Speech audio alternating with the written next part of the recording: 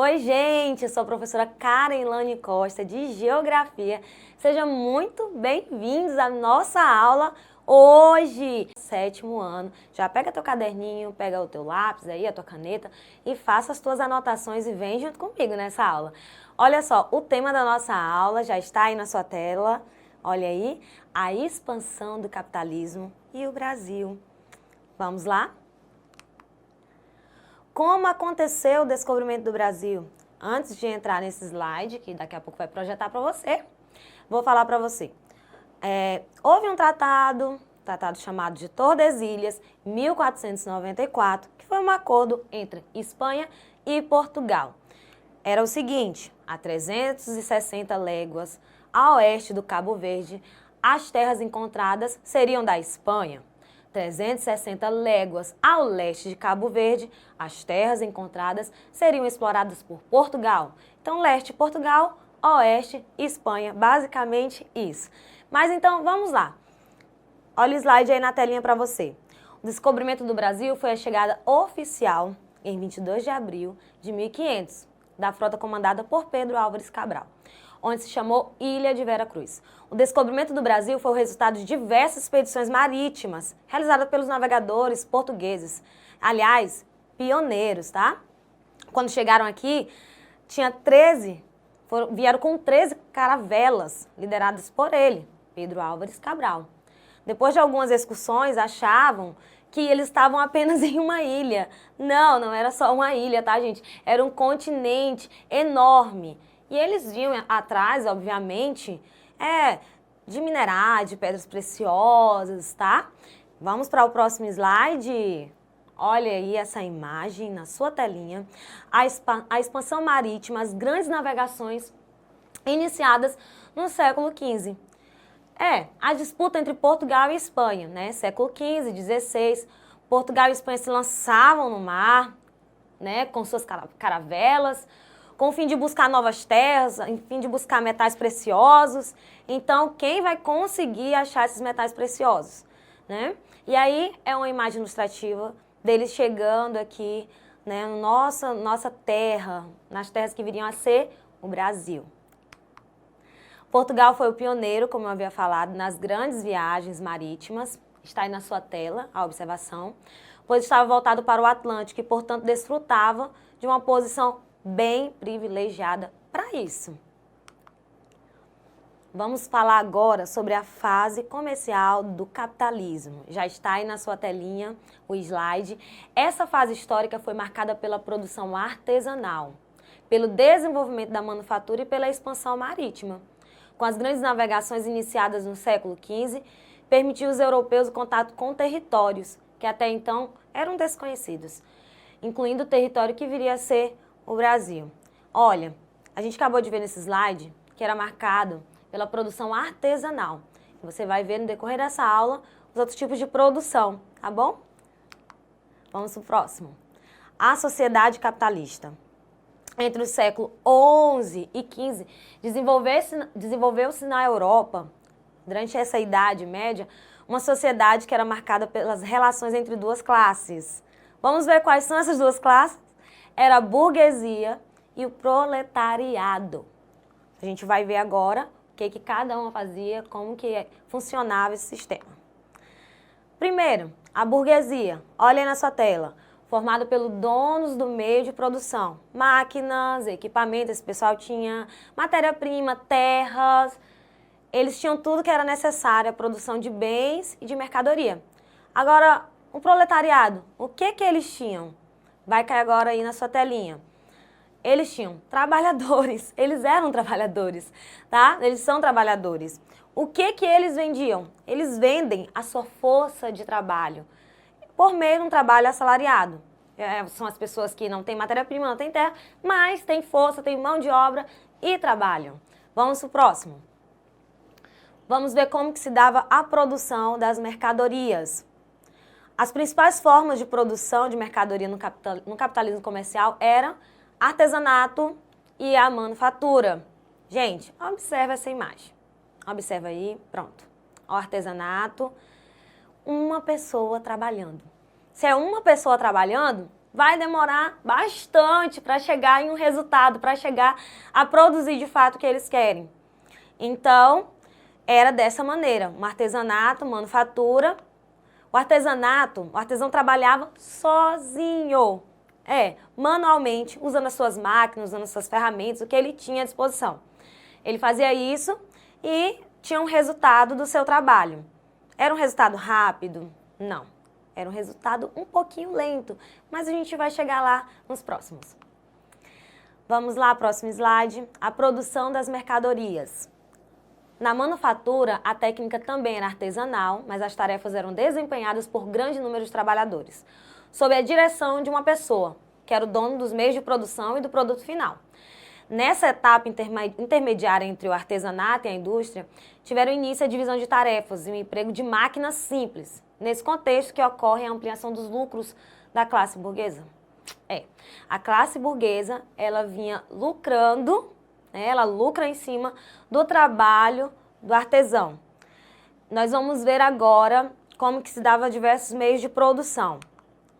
Olha aí, a ilustração que está na sua tela agora, ao lado ela vai retratar uma produção artesanal e manufatura.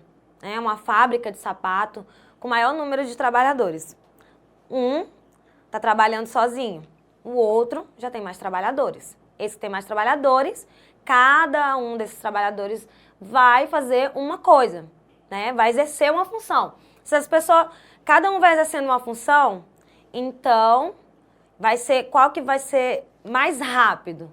Esse que tem vários trabalhadores. E a gente vai falar desse modo de produção daqui a pouquinho. Vamos lá?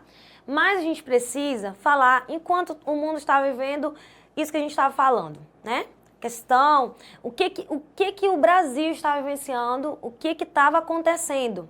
E no Brasil, como que se deu esse processo? Vamos lá? Olha, os portugueses, eles vieram em busca de metais preciosos, mas se depararam com uma importante árvore, tá? Então, a primeira atividade econômica rentável aqui pelo Brasil foi a extração madeireira pau-brasil, tá? A do pau-brasil, que tinha uma função incrível, que daqui a pouco a gente vai falar mais um pouquinho. Qual foi o ano que deu? De 1500 a 1530. O primeiro a despontar no Brasil foi o pau-brasil. Esse foi o período pré-colonial e vem depois um período colonial, que é 1530 a 1822. Analise as imagens, está na sua tela, bem direitinho, dá uma olhada. Aí você pode perceber a extração, Como que se deu esse processo da extração madeireira, do pau-brasil. Eles utilizavam inicialmente a mão de obra era indígena, mas os indígenas, olha uma curiosidade, eles tiveram contato com os portugueses, então eles não eram imunes a algumas enfermidades. Então eles pegaram essas enfermidades, e muitos índios acabaram morrendo. E alguns fugiram, adentraram mais a terra, foram mais ainda para o interior. Ok? Vamos para o próximo slide para vocês verem. O pau-brasil como mercadoria ainda. No Brasil, Portugal só se empenhou no extrativismo do pau-brasil madeireiro porque produzia, olha essa curiosidade, uma tinta vermelha. E essa tinta vermelha ela tinha um valor comercial incrível, tá? Portugal continuava dando prioridade ao comércio com a Índia, com as Índias. O que eles buscavam? Eles buscavam as especiarias, cravo, canela, noz moscada, gengibre, tá bom? Olha, analise aí esse mapa. Os indígenas trabalhando na extração madeireira e vamos ao próximo. Agora nós vamos falar sobre a fase comercial do capitalismo. Analise esse mapa aí rapidamente, observe esse mapa ao lado, as principais rotas comerciais, olhem as setas, A Rota da Prata, representada pelo clarinho, rosa clarinha, era a rota ali do Oceano Pacífico. Rota do Açúcar, Brasil, litoral brasileiro, nordeste do Brasil. Rotas das especiarias, as Índias, como eu havia falado. E Rota dos Escravos, gente. Vinha muitos escravos, negros africanos para serem escravizados aqui no nosso país. não apenas aqui, mas olha essa rota que está sendo representada pela seta verde aí no seu mapa. Capitalismo comercial e o sistema colonial. As grandes navegações propiciaram as principais potências europeias da época a implantar o sistema colonial em diversas regiões do mundo. As colônias se tornaram fornecedoras de mão de obra escravizada, como eu havia falado, de matérias-primas e de metais preciosos e consumidoras dos bens produzidos nos países europeus. Ou seja, tudo que era extraído aqui não ficava aqui, era consumido por eles, pelos europeus, nas suas metrópoles.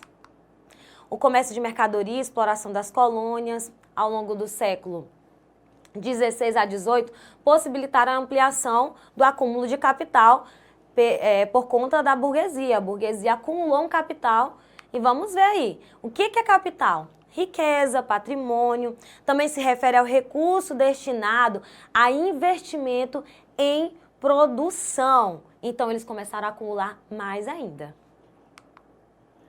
Ciclo de cana-de-açúcar, que se deu nesse período, né, no Brasil, era um produto valorizadíssimo no mercado europeu. Os portugueses já plantavam cana em outros lugares, possuíam técnicas de plantio. Nesse período já era utilizada mão de obra escrava africana, posto que os índios eles foram acometidos da enfermidade, como eu falei para vocês, né, e tentavam sempre fugir.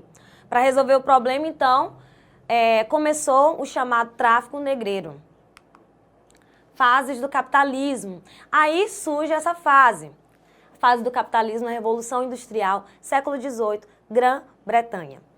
A chamada Revolução Industrial caracteriza pelo intenso uso de máquinas movidas a vapor, como a principal matéria-prima, utilizado combustível fóssil ali, que é o carvão mineral. Durante a fase do capitalismo comercial, teve uma acumulação de capital e as crescentes demandas do mercado consumidor levaram os donos de oficinas manufatureiras a introduzirem inovações de forma a produzir mais e mais e mais mercadorias para a sua lucratividade, o seu lucro, obter lucro. Essas inovações foram responsáveis pelo surgimento das indústrias que nós conhecemos hoje. Vamos lá, resumidamente falando, as principais características do capitalismo. Vamos lá, o capitalismo é um sistema econômico, ele visa o lucro e vai ter 3 aí, ó. Primeiro, meios de produção, terras, indústrias, máquinas. Segundo, capitalismo são os donos do meio de produção, os capitalistas. Terceiro, os capitalistas empregam os trabalhadores nos seus meios de produção. Então, pessoal, as principais características do capitalismo, eu vou colocar agora na telinha de vocês. Lei da oferta e da procura, o preço da mercadoria vai variar de acordo com a procura do consumidor. Segundo, concorrência, ou seja, muitos vão baixar o valor para ganhar, né, da concorrência. Terceiro, trabalhador assalariado. Por sua atividade, o trabalhador ele vai e recebe o salário. Então é essa, pessoal, essa é a nossa aula de hoje. Espero que tenham gostado. Olha, não esqueçam de acessar plataforma Eduque e tira as tuas dúvidas. Então, fique bem. Tchau, tchau.